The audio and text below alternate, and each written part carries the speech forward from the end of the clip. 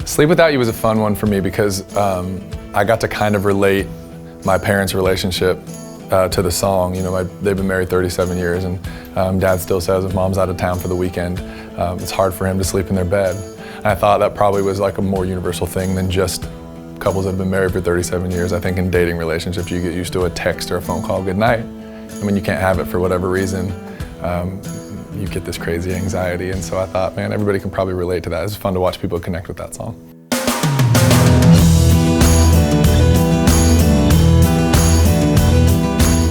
You Ain't Here to Kiss Me is a song about a 6-year relationship that I ended on New Year's Eve.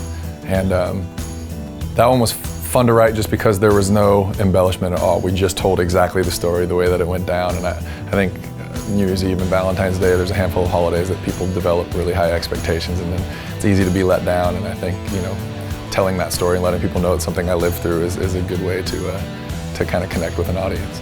Left Side of Leaving was an idea that I had called Front Side of Freedom originally, and I brought it to a couple writers, and I said that, and they're like, ooh, we love that. And then one of them, Jimmy Robbins, was like, yeah, it could be like Front Side of Freedom, and it could be like Left Side of Leaving. And I looked at the other writer, John Knight, in the room, and I was like, Left Side of Leaving's better than Front Side of Freedom, isn't it?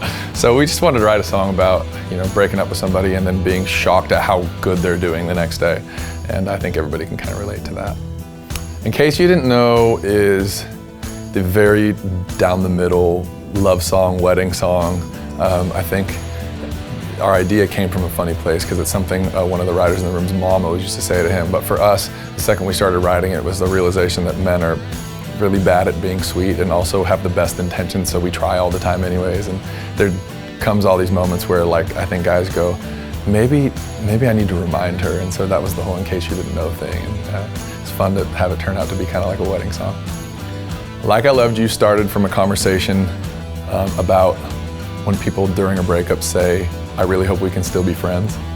Most people that say that don't mean it, but there are some people that mean it. But regardless of whether or not it's genuine, the person hearing it is never ready to hear that during a breakup. And so that's kind of where that came from. Beautiful Believer, the first week I was in Nashville, almost 3 years ago, got invited to a #1 party for, the writers were John Knight and Jimmy Robbins, the guys I wrote Left Side of Leaving with, but I didn't know them at the time. And John Knight got up and told his story. Basically, him and his wife were 18 years old, their first child was already 18 months old, and they moved to Nashville so he could write songs. And he said he just kept trying to get other jobs besides songwriting to pay the bills. And that every time he would do that, his wife would say, no, if we're gonna be poor, we're gonna be poor, but you moved here to write songs and that's what you're gonna do. And so that day, I think he was getting his 11th #1, and he gave her all the credit and called her his beautiful believer. And so I knew I had to write that story. Back on the Wagon, I actually wrote on the company retreat last year. And I think everybody's had that ex that they can't really shake. And we were talking about that, and kind of came up the correlation between addiction and to a substance and addiction to a person. I've never really had that ex, but for some reason that concept is so powerful to me because I think most people have, and so that one always kind of grabs me. I think it's going to be interesting to watch how many people can relate that to their own story.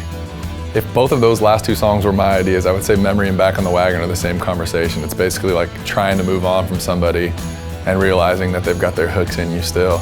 And that's not always a bad thing. I know a lot of stories of people that have gone back to that person and been really happy, but I do think everybody has that one person that regardless of how things ended, they're always in the back of your mind. So 2 years ago, before I'd signed my deal, we had put out an independent record, and we were gonna shoot some music videos for it. And so we were casting females for the video, and we cast this girl named Olivia May. So a month before we even shot, I'd never met the girl, but I had this song idea, just to play on the words. It's May, M-A-E, but I just had this idea for play on words, and I took it to Ben Caver, and I said, I've always wanted to write a song like Don't Take the Girl that spans time the way that did. And he said, well, let's do Olivia May and let's span some time. And so we wrote this thing about, you know, at the beginning of the song, he's meeting this girl, and at the end of the song, he's marrying this girl.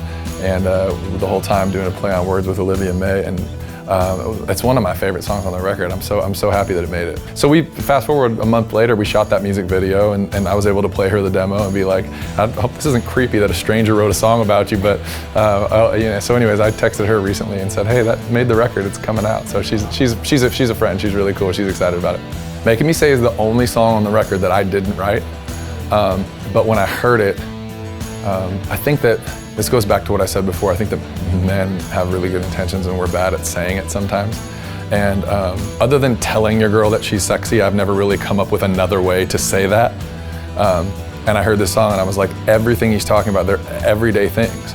You're putting on your high heels, you're putting on your makeup, but he's basically saying everything that you do every day is sexy. And when I heard it, not only did it sonically feel a little different than anything else on the record, which I thought we needed, but also I was just like, these guys were geniuses. They said everything perfect. I have to have this song. So I feel it's really fun to play live. It's got a cool groove to it. And I think it's one of those things, hopefully, that like every woman once said to them. Close Enough, I also wrote with Jimmy Robbins and John Knight.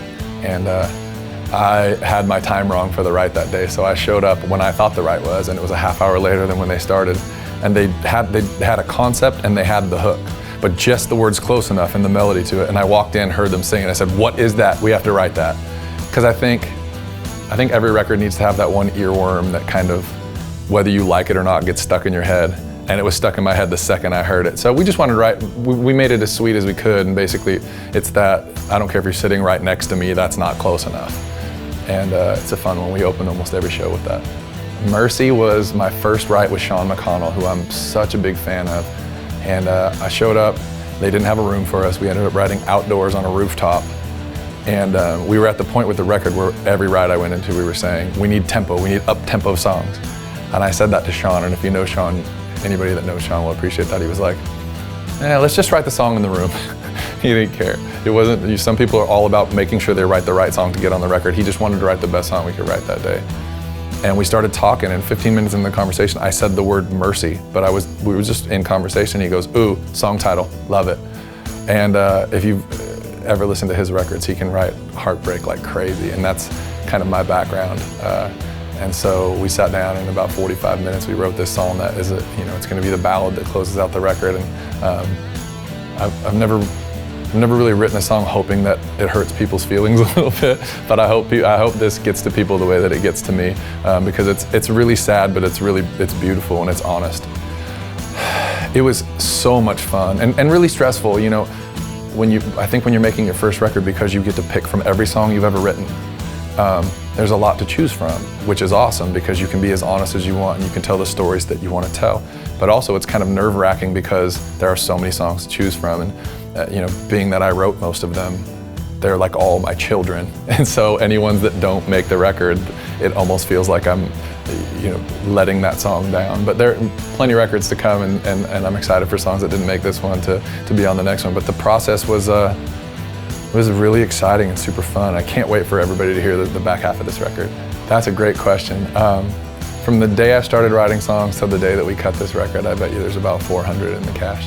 You write way more bad songs than you write good songs, and most of those were probably thrown away, but we were really fortunate to have a lot of good songs to choose from, and I think that the dynamic of the record and the versatility of the record turned out just right.